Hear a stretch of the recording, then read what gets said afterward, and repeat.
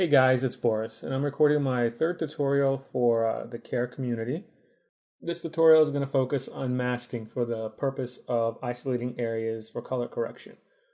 I'll go over general principles of masking in Photoshop, but I'm also going to try to showcase how you would use these techniques specifically for restoring damaged photos. So let's get started.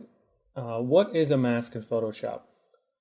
A mask is a mode that you apply to a layer that designates which portion of that layer is transparent. It should really be called a transparency mask because that's what it is. So, unlike erasing a part of the image with an eraser where it's gone forever, when you apply a mask, what it does is it erases that part of the image for all intents and purposes of looking at it and editing it, but that part of the image is still there. And if you remove the mask, you will regain that portion of the image. It's a non-destructive workflow. And it's also really good for isolating parts of the image for color correction because masks can also be used on adjustment layers. So really quickly, let me explain to you how you create a mask and the three ways that you can input the areas of the mask that designate which portion of the image is transparent. So the first and really simple way to add a mask with the layer selected. Actually, let me duplicate this layer.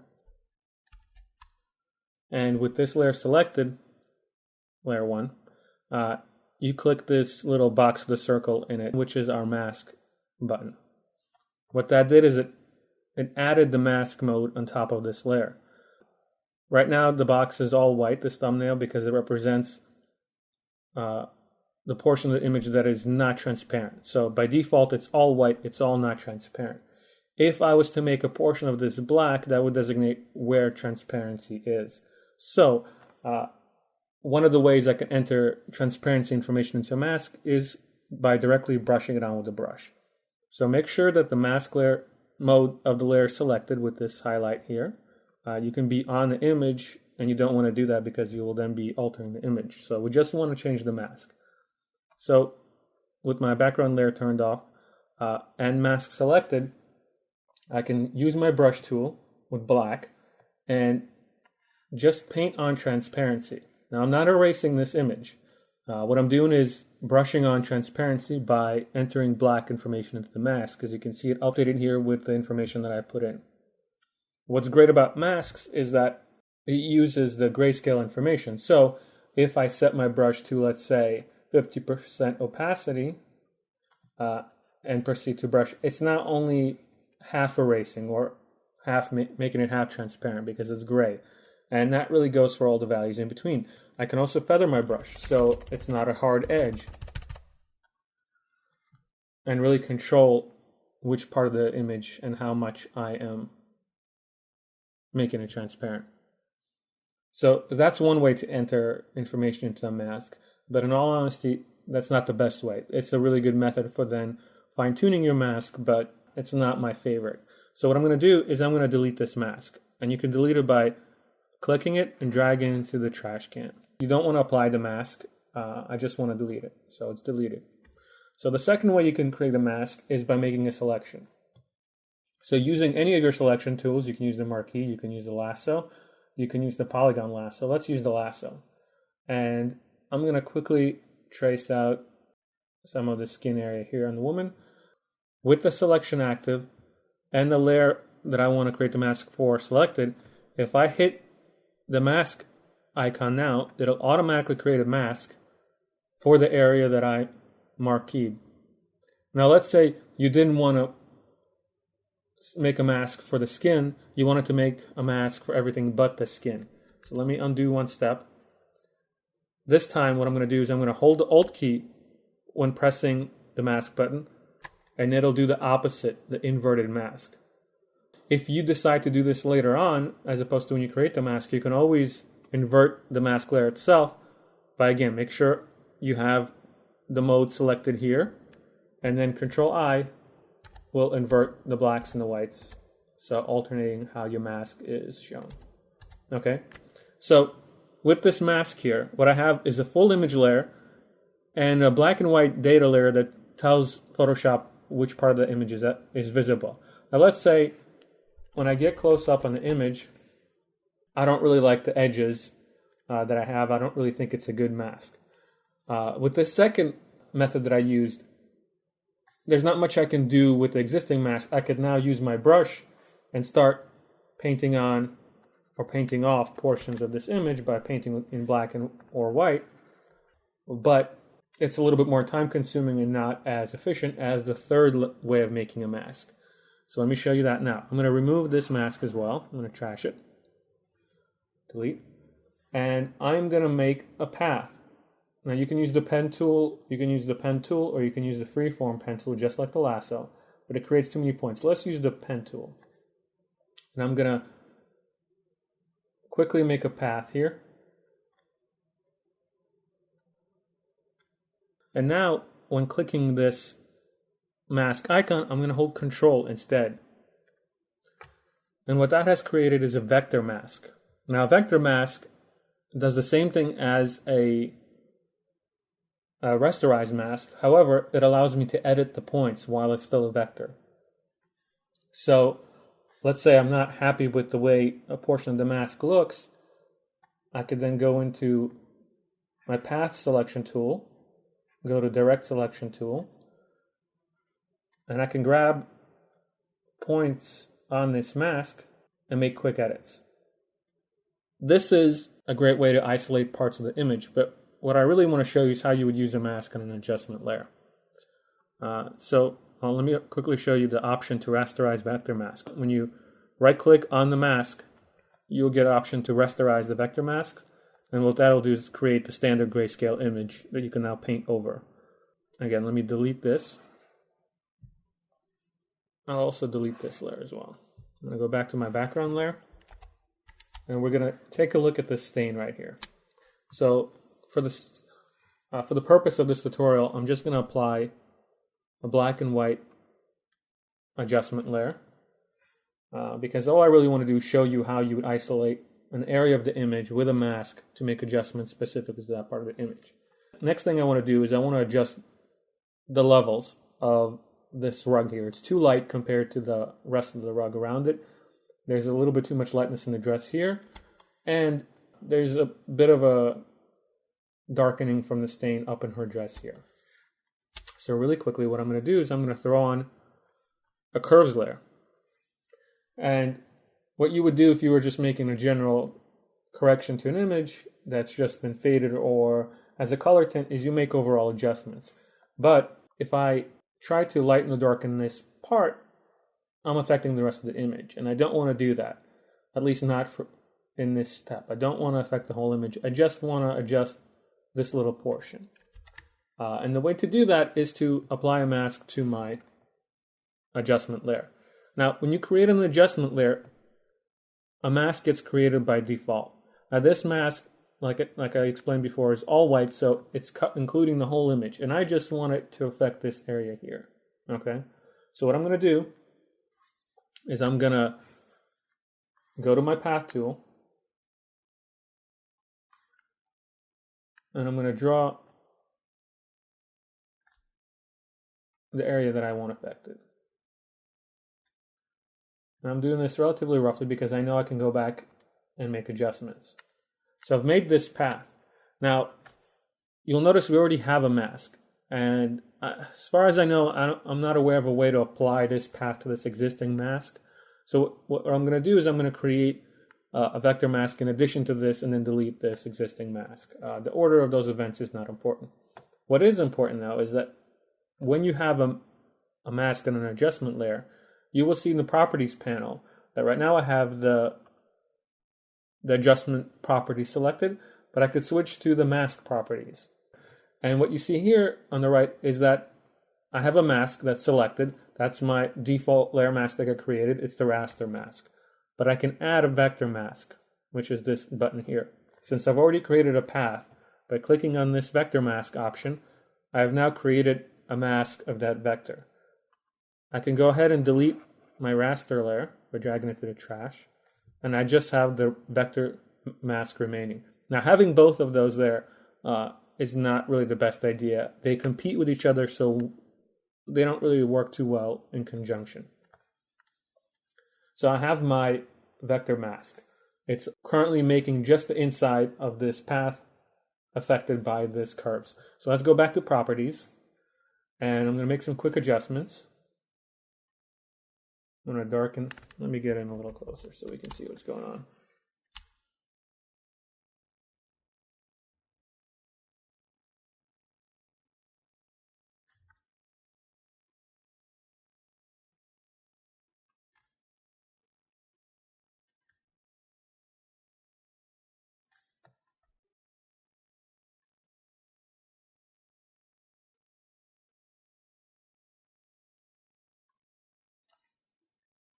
Okay, so that's pretty close. I've matched the inside of this area to more or less the outside of that area. If I toggle this layer on and off, you'll see it's a pretty drastic adjustment. But it's doing a few things I don't want it to do. For starters, it's creating this hard line around the edges of the mask, which is not very attractive because the stain was soft. And I'm not really happy with how the dress is looking with these particular settings. I think it's made it a little too dark, where it was too bright before. The next two things I'm going to do, I'm going to go back into my mask adjustment, and we have two options here. And these options are non-destructive. So as opposed to blurring the edges of the mask once it's a raster layer or using a feathered brush, these can be changed later on as much as you want. And what the feather effect does is it softens the outside of the mask. Let me switch off from the path so we can see better. So as I change this parameter, you can see that the edge of my mask softens up and hardens up, respectively. So I don't want it too much. I just want to soften it a little bit. Now, I could see it's going too far into the image that wasn't affected on the bottom here. And let's say I want to adjust my path. So all I have to do is go into my direct selection tool. And I can grab this point here. Oops. And I could drag it up a little bit. And I could drag this down a little bit until I'm happier with my selection. It's still not perfect, but we're getting there. So that's a really good start. But as I mentioned, I'm also not happy with how the dress looks. So let's say I'm no longer going to change the shape of my mask, but I do want to work on the edges a little bit more. Normally what I could do is I can go into the mask edges, which is really the refine mask option. I don't know why they have two different names for it. But first what I have to do is I have to rasterize this mask. So you select the mask by clicking on it. You right click and you go rasterize vector mask. This didn't change anything. It just changed my vector data to raster data. So it can no longer be edited live. It's no longer non-destructive, but I can still make changes to the black and white values of this mask. And what I want to do is I want to make the area that's affecting the dress here a little bit more transparent for this adjustment layer. So to do that, I need to darken this area up in my mask. So what I'm going to do is select my brush, set it to black, and set the opacity to, let's say, 20. Let me zoom out a little bit and shrink my brush. And I'm going to just quickly paint on this area a little bit. It doesn't look like much changed, but if I toggle back and forth, maybe you can see it lightened up a little bit. I'm going to lighten it up a little bit more. So what I'm doing is I'm basically painting on transparency in this portion of the mask without affecting this area at all. Now I can go in and I can play around with this edge as well a little bit. I can add or remove transparency here. Let's say I want to feather this a bit more than it is. I can do that by brushing it on. But let's say I'm happy with the way this is. Let me just zoom out a little bit so we can see the effect. So as you can see, this is the effect of this curves adjustment just on the area I wanted adjusted with this mask. That's the basic principle behind masks. It's a black and white image that informs Photoshop which portion of the image should be transparent or which shouldn't. And that's pretty much how you would apply it.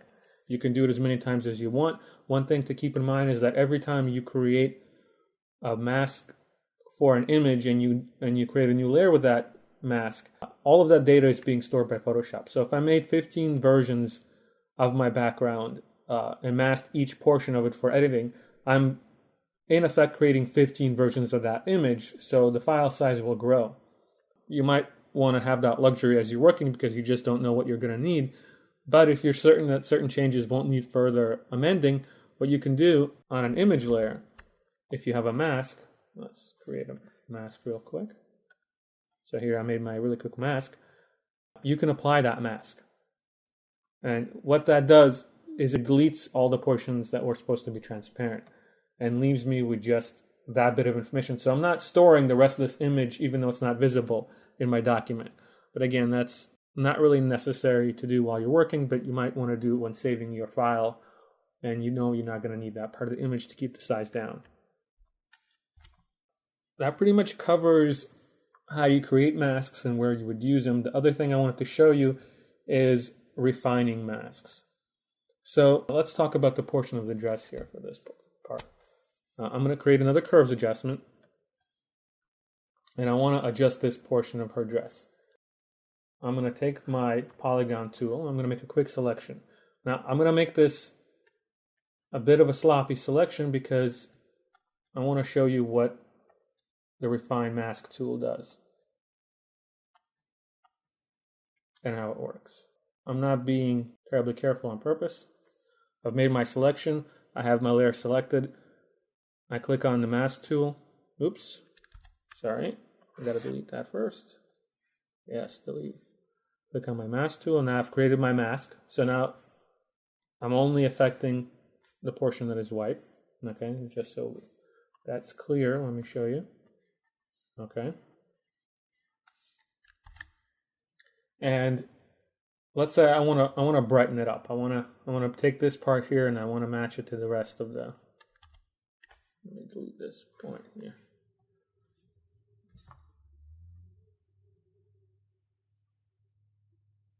Right about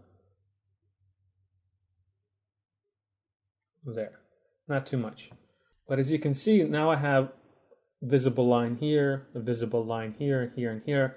Not really the most ideal result. So my overall adjustment wasn't bad, but it's not really blending into the rest of the image too well. But if I go over to my mask options, what I have is something called mask edge. And again, I don't know why they call it that. I guess because here it says refine mask edge. But if you go into select tools, you can go to refine mask, and it's the same options as if you were to click on mask edge. Okay, so the rest of the image disappears and you're given a new view mode. This is used to help you identify which area of the image you want masked.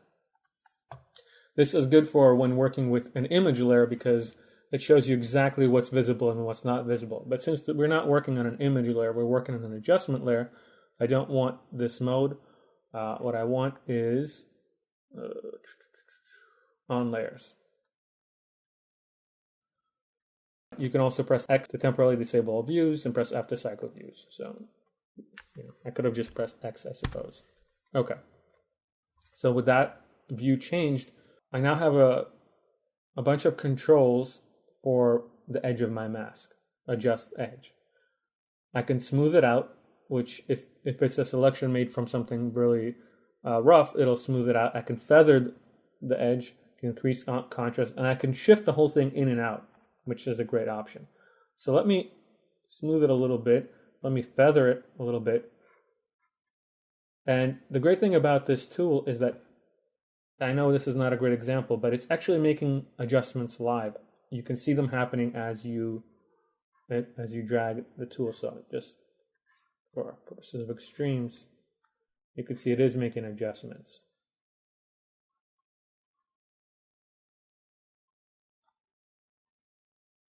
And then I can roll this edge, my adjustment edge, in and out until I find a balance I'm happy with.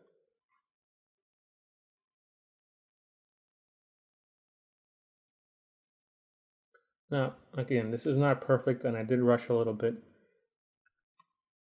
But as you can see, it's now a much softer application of that mask.